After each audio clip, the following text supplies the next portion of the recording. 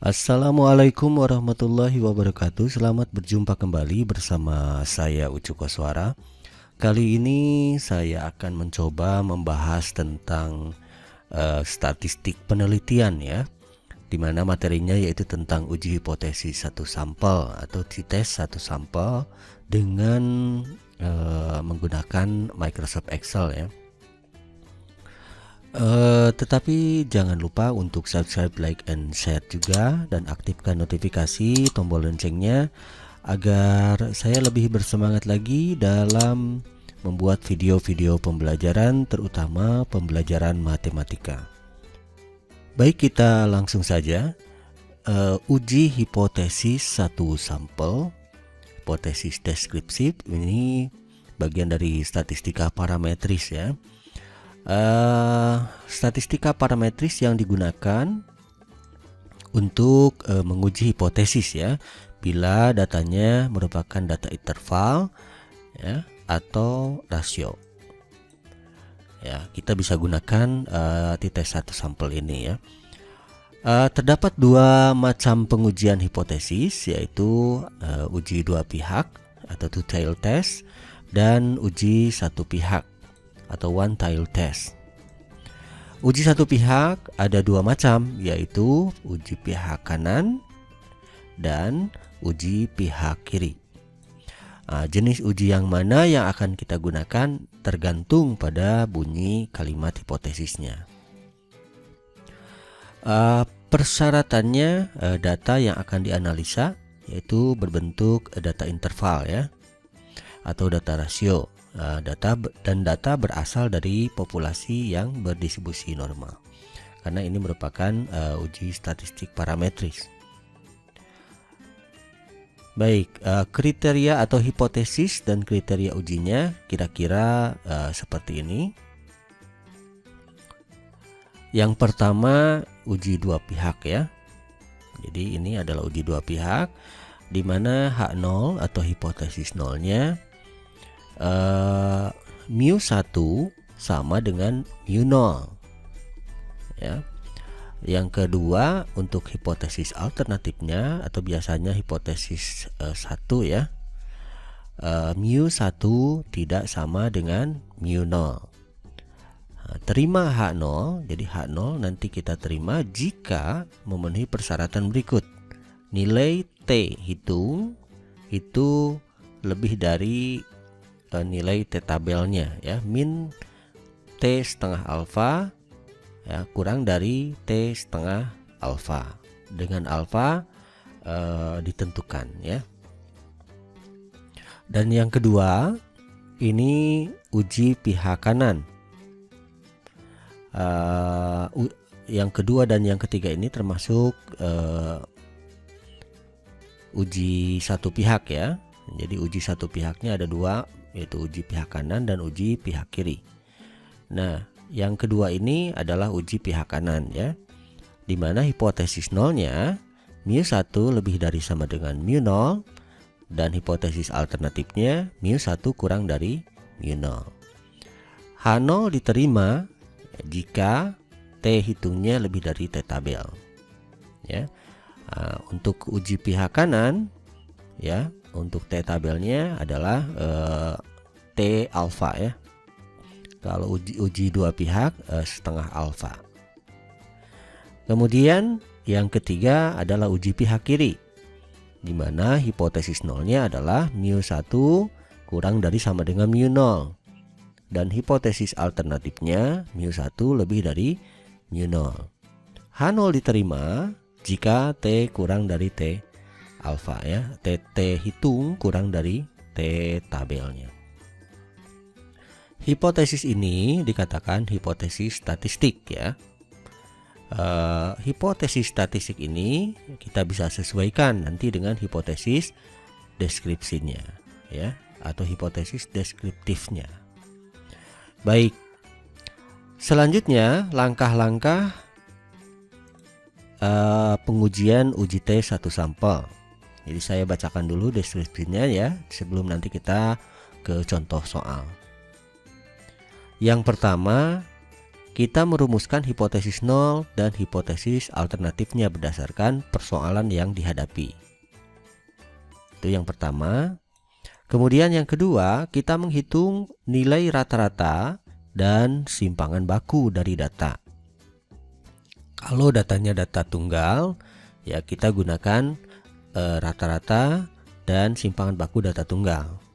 Kalau data kelompok, ya disarankan menggunakan rata-rata dan simpangan baku data kelompok. Nah, dalam contoh ini kita akan menggunakan rata-rata dan simpangan baku untuk data tunggal. Yang ketiga, kita menentukan nilai T hitung. Nilai T hitung ini menggunakan rumus T sama dengan X bar dikurangi mu 0 dibagi S dibagi akar N, atau T sama dengan pembilangnya adalah rata-rata dikurangi hipotesis nolnya, nilai dari hipotesis nolnya berdasarkan hipotesis statistik yang dipakai atau disesuaikan dengan hipotesis deskriptifnya. Kemudian penyebutnya ya kita bagi dengan pembagian antara simpangan baku dibagi dengan akar N. N adalah jumlah daripada data ya, banyaknya data. Ya, banyaknya data. Kemudian setelah selesai kita menghitung T hitungnya, maka selanjutnya yang keempat, kita menentukan nilai T tabel. Dengan T tabel, T tabelnya T alfa ya, dengan derajat kebebasannya N dikurang 1. Nah, ini indeks harusnya ya, ini perkecil.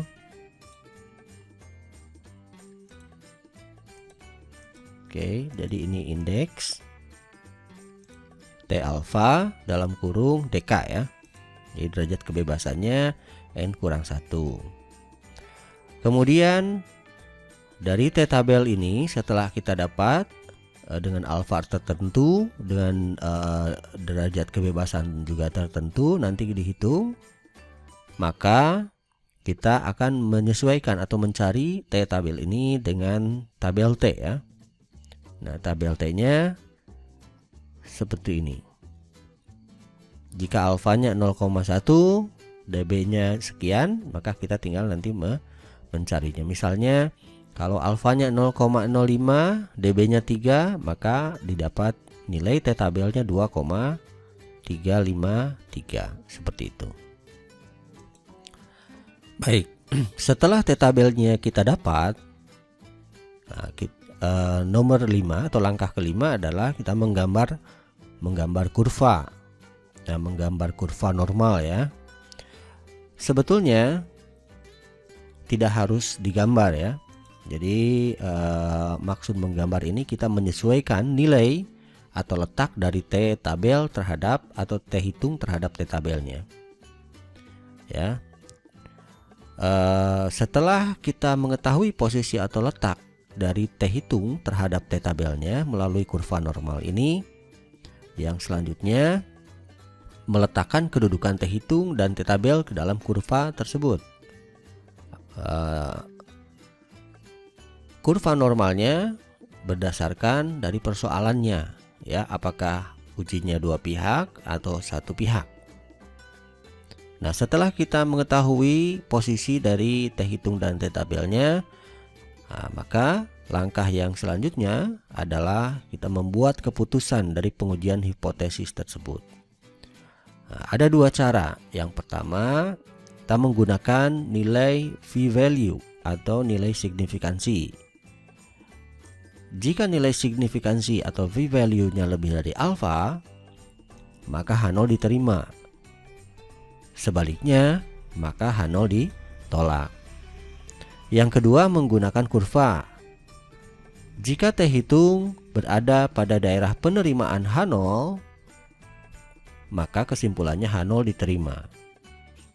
Nah, jika H0 diterima, hipotesis statistiknya kita kembalikan kepada hipotesis deskripsinya sesuai dengan persoalan. Jika T hitung berada pada daerah penolakan H0, maka tentu H0 ditolak. Nah, saat ini kita akan menggunakan keputusan hipotesis dengan kurva normal ya. Jadi yang B ini. Baik, kita langsung ke persoalan. Di sini saya sudah mempersiapkan contoh soal yang sekaligus kita gunakan ketiga-tiga hipotesisnya ya. Persoalannya demikian. Telah dilakukan pengumpulan data tentang kemampuan komunikasi matematis siswa. Dari 20 siswa yang dipilih secara acak atau random, diperoleh data tentang kemampuan komunikasi matematis siswa sebagai berikut. Jadi ceritanya ada pengujian terhadap siswa, di mana siswa diberikan persoalan tentang kemampuan komunikasi matematis. Nah, didapat dari 20 siswa yang dipilih secara acak. Hasilnya skor siswanya atau nilai siswanya adalah 7, 10, 9, 8, 5, 6, 5, 7, 4, 6, 6, 8, 6, 7, 4, 6, 8, 7, 4, 3. Pertanyaannya, buktikan dugaan bahwa yang pertama, bahwa kemampuan komunikasi matematis siswa adalah 8. Yang kedua, kemampuan komunikasi matematis siswa paling sedikit 5 ya, paling kecil atau paling rendah ya, saya ganti paling rendah saja. Yang ketiga, kemampuan komunikasi matematis paling tinggi 10. Ketiga-tiga ini adalah dugaan, belum bisa dibuktikan secara statistik. Nah, dugaan ini tentu berdasarkan pertimbangan-pertimbangan tertentu dari guru tersebut. Ya, dilihat dari data yang ada. Nah, untuk membuktikan dugaan tersebut, ini merupakan pengujian satu sampel ya, karena yang digunakan di sini cuma satu populasi saja, satu kelas saja. Baik, selanjutnya kita proses. Nah, ibaratkan di sini data yang tadi kita masukkan atau kita tulis ulang ya, dalam bentuk tabel seperti ini. Ada 20 orang, atau kita bisa menggunakan rumus kaunta saja. Kaunta dari data ini ya. Belum tutup. Nah, maka di sini terlihat ada 20 siswa. Ya, 20 skor yang didapat. Kemudian setelah itu kita asumsikan di sini sangat penting ya, karena ini statistika parametris. Kita asumsikan bahwa data ini berasal dari populasi yang berdistribusi normal. Artinya kita tidak perlu menguji kenormalan dari data ini. Jadi diibaratkan ini sudah berdistribusi normal ya. Kemudian kita merumuskan hipotesis nol dan hipotesis alternatifnya. Ya, hipotesis statistiknya di sini. Nah, karena di sini ada 3 hipotesis, ada 3 dugaan, maka kita akan membuat 3 hipotesis statistik di sini. Yang pertama, hipotesis untuk uji dua pihak ya. H0 mu1 sama dengan mu0, di mana mu0 di sini kita lihat secara deskriptif kemampuan komunikasi matematis siswa ada 8. Jadi kita anggap 8 ini merupakan mu0-nya. Jadi kita tulis saja 8, kemudian yang kedua juga 8. Ya, jadi mu0 kita bisa anggap sebagai hipotesis deskriptif kemampuan komunikasi matematis. Ya, atau kalau dibaca hipotesis nolnya bahwa kemampuan komunikasi matematis siswa ada 8. Jadi ini kalau dibaca seperti itu. Hipotesis alternatifnya sebaliknya, berarti kemampuan komunikasi matematis siswa tidak sama dengan 8. Seperti itu. Kemudian untuk yang kedua, hipotesis 0 mu1 lebih dari sama dengan mu0. Nah, mu0 di sini kita bisa ibaratkan angka 5 ya.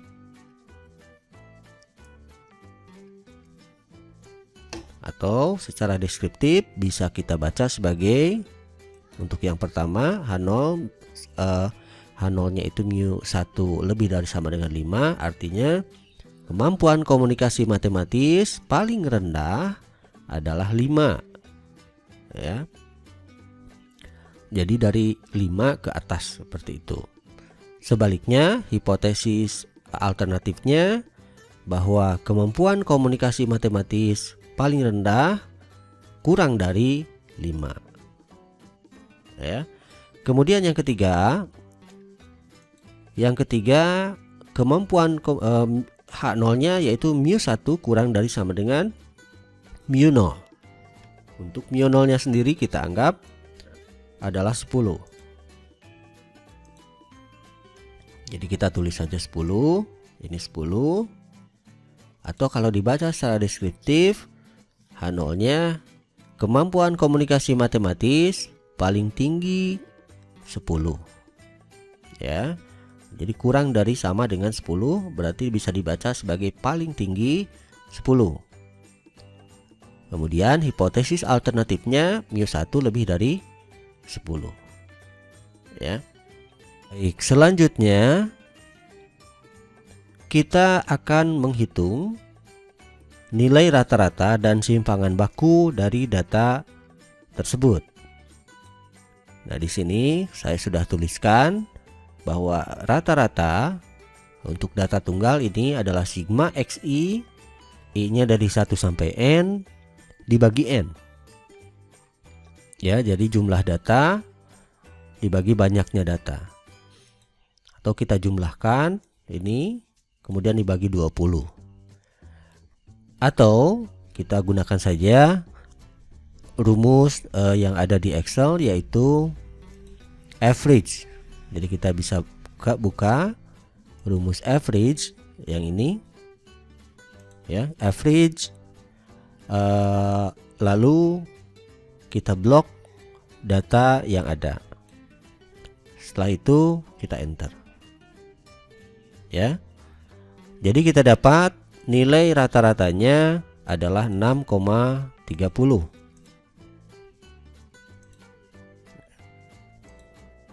Baik. Kemudian kita akan mencari atau menghitung nilai dari standar deviasi dari data tersebut dengan rumus standar deviasi sama dengan akar dari sigma xi dikurangi x bar dikuadratkan dibagi n kurang 1. Nah, secara manual kita bisa mencarinya satu-satu ya.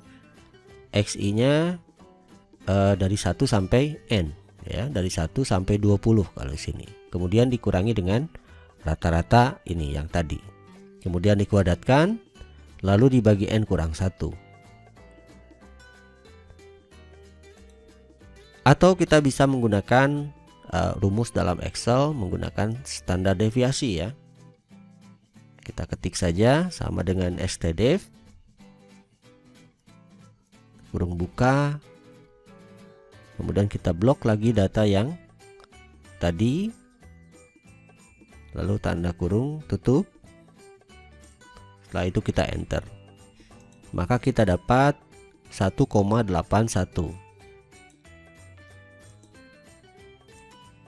Nah, di dalam statistik Mungkin kalau prosesnya menggunakan cara yang berbeda, maka hasilnya tidak persis sama, ya, dan itu tidak menjadi masalah.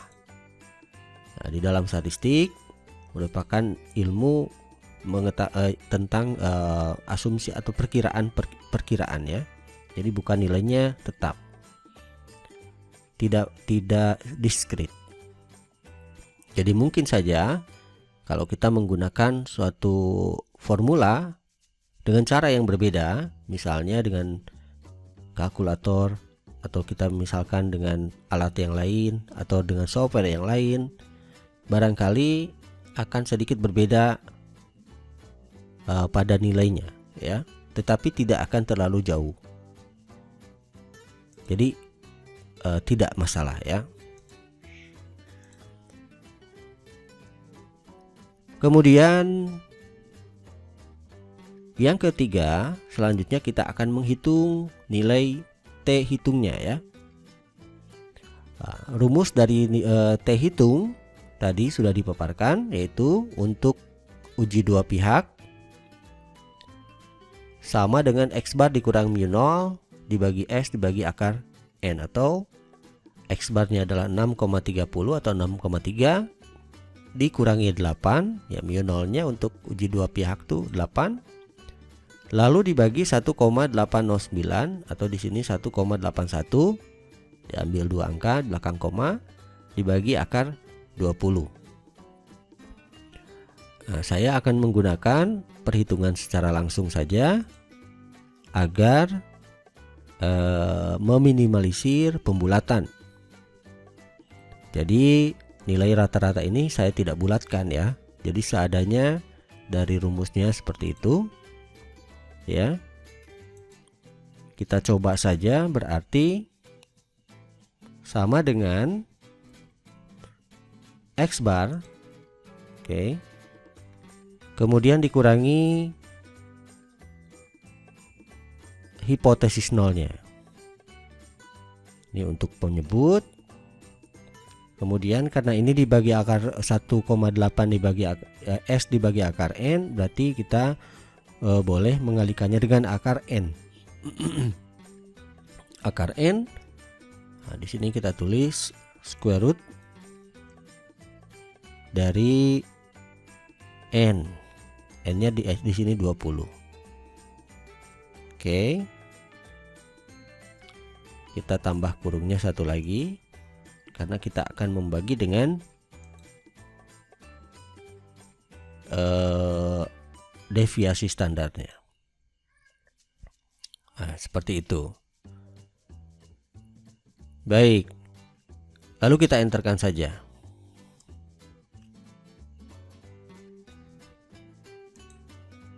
Oke. Nah, kita bisa lihat di sini nilainya adalah minus 4,20. Nah, karena di sini rumusnya ada 3, maka kita lihat untuk rata-ratanya kita buat apostrophe dolar atau string ya, string dolar. Kemudian yang hijau berarti standar deviasi, kita kasih string dolar juga. Kemudian square root dari akar 20, ini kita kasih string dolar. Oke, yang berubah adalah nilai hipotesis nolnya saja, sehingga kita bisa copy ya, dan nanti kita rubah nilainya. Nah, untuk yang kedua kita ubah, berarti untuk ini ya, kita ganti dengan hipotesis yang kedua. Yang ini kita ganti dengan 10, hipotesis yang ketiga ini. Oke, maka kita lihat di sini untuk uji dua pihak kita dapat T hitungnya adalah min 4,20. Untuk uji pihak kanan T hitungnya 3,21. Dan untuk uji pihak kiri T hitungnya min 9,15. Baik, selanjutnya kita akan mencari T tabel. Ya. Untuk T tabel uji satu pihak, alfanya kita ambil 0,05 ya. Jadi dari awal seharusnya di sini sudah tertulis ya untuk nilai alfa atau tingkat nilai signifikansinya 0,05.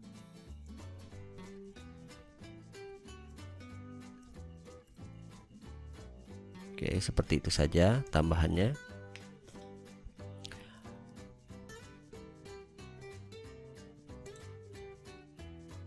Oke, kalau alfanya 0,05 dan DK-nya adalah N kurang 1, kita lihat DK-nya adalah N20 dikurang 1 sama dengan 19 dan alfa 0,05. Maka untuk uji satu pihak kita bisa lihat tabelnya. Nah, di sini kita bisa pakai tabel ini untuk uji satu pihak dan dua pihak ya.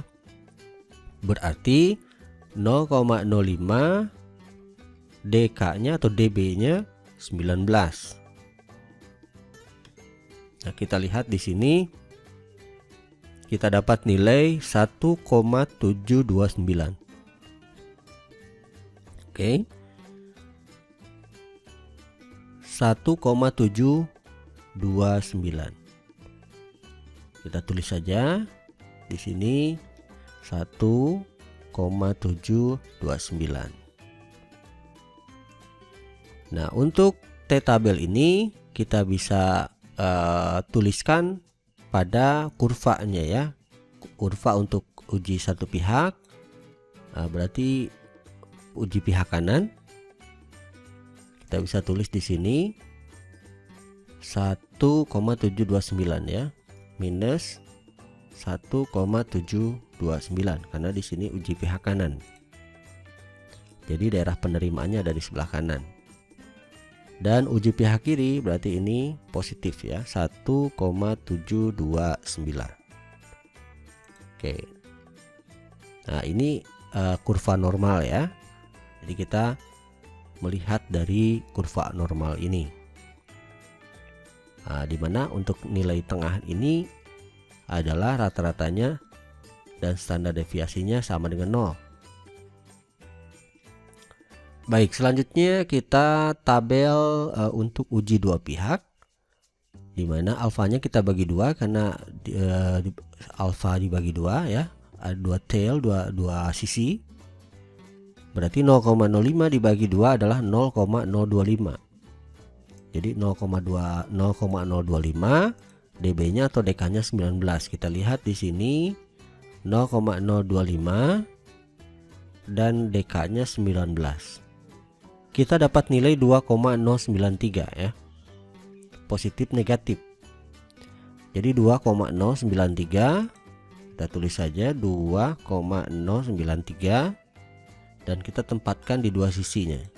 Ini adalah nilai positif 2,093 dan ini negatif 2,093. Baik, kita sudah tempatkan T tabel pada kurva masing-masing ya. Baik, kita untuk yang pertama dulu ya. Yang pertama adalah uji dua pihak. Kita lihat di sini ada dua sisi ya, di mana kedua sisi itu merupakan daerah kritis atau nilai kritis. Nah, H0 itu bisa diterima ya apabila nilai T hitungnya berada di antara titik kritisnya. Ya, berarti daerah ini. Kalau T0-nya berada di luar dari atau berada di daerah kritis, maka tentu saja H0 ditolak. Nah, kita lihat bahwa nilai daripada T hitung untuk uji dua pihak ini min 4,20. Ya, min 4,20 tentu berada di daerah sebelah kiri ini ya, daerah kritis ini. Atau kita tulis saja di sini sama dengan ini. Oke. Ya, kita perkirakan saja di sebelah kiri ini ya. Di min 4,2 ini kan min 2,0 berarti sebelah ini. Nah, artinya kalau T hitungnya min 4,20 berarti H0 ini ditolak. Ya. H0 ditolak. Nah, kalau H0 ditolak, nah, berarti yang diterima ini kan ditolak nih, H0-nya ditolak. Artinya yang diterima adalah HA. Ya, kita tulis saja kesimpulan deskriptifnya yang tadi, μ1 tidak sama dengan 8, atau kalimatnya kemampuan komunikasi matematis siswa tidak sama dengan 8. Saya tulis copy paste saja di sini. Jadi ini kesimpulannya ya. Artinya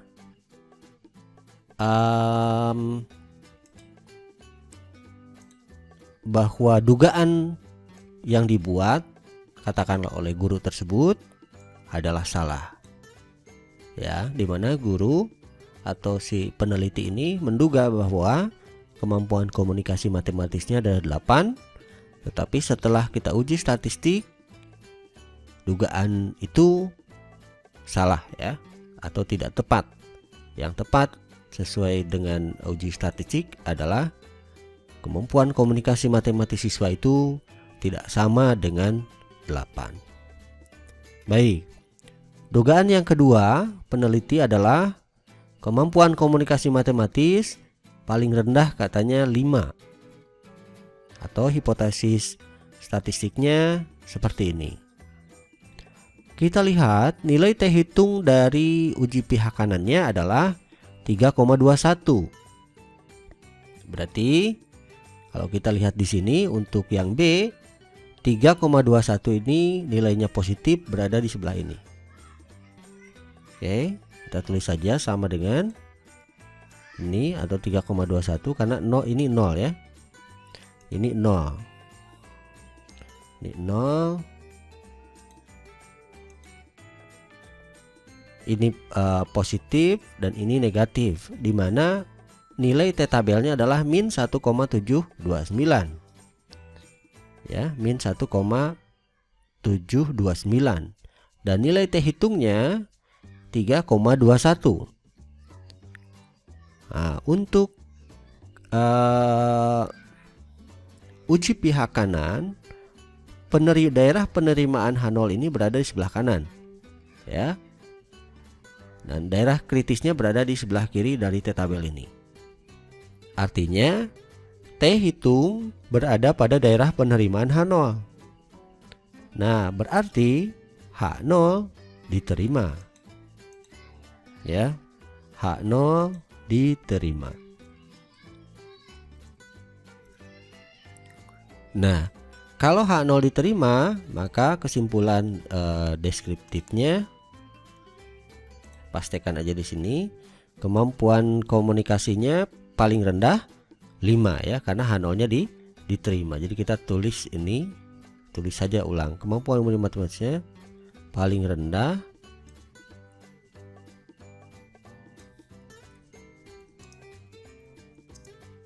Oke, jadi sama dengan dugaan peneliti ya, dimana peneliti menduga ini ternyata terbukti benar bahwa kemampuan komunikasinya memang paling rendah 5 sesuai dengan uji statistiknya. Setelah diuji statistiknya, kemudian yang terakhir, dugaan yang ketiga bahwa kemampuan komunikasi matematis paling tinggi 10. Ini adalah uji T satu pihak ya, pihak kiri. Ya, dimana hipotesis statistiknya adalah ini ya, yang tadi. Kemudian nilai T hitungnya sudah didapat, yaitu min 9,15. Nah, kita tahu T tabel dari uji pihak kiri itu didapat 1,729. Ya. Daerah kritisnya berada di sebelah kanan T tabel. Sebelah kanan nilai T tabelnya yang merah ini. Nah, nilai min 9,15 ya berada di sebelah kiri, 0 ya. Ini 0 berarti kira-kira sebelah kiri ini. Kita tulis saja. Kita tulis saja bahwa nilai berada di sebelah ini. Oke. Nah, artinya apa? Di dalam uji pihak kiri, daerah penerimaan H0 itu berada di sebelah kiri dari T tabelnya, nilai T tabelnya. Artinya H0 diterima jika T hitungnya berada di sebelah ini, berada di daerah ini. Oke, nah terlihat bahwa min 9,15 berada di daerah ini, daerah penerimaan H0. Nah, kesimpulannya H0 diterima ya. H0 diterima. Atau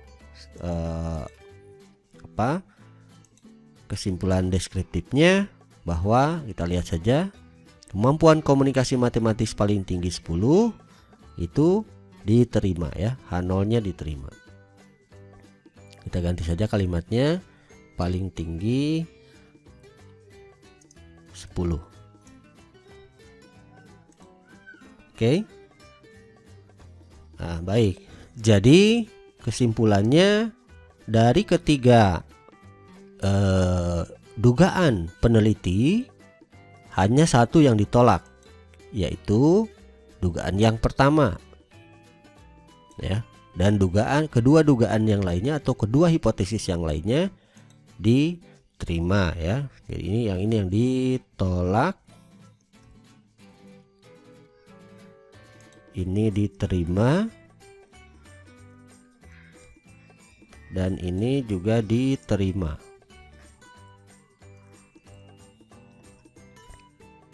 Oke. Nah, seperti itu ya. Baik. Saya kira seperti itu saja. Di sini ada contoh, silahkan saja dicoba ya untuk data tunggalnya. Baik. Saya kira untuk penjelasan ini cukup, sekian saja. Mohon maaf apabila ada kesalahan atau kekurangan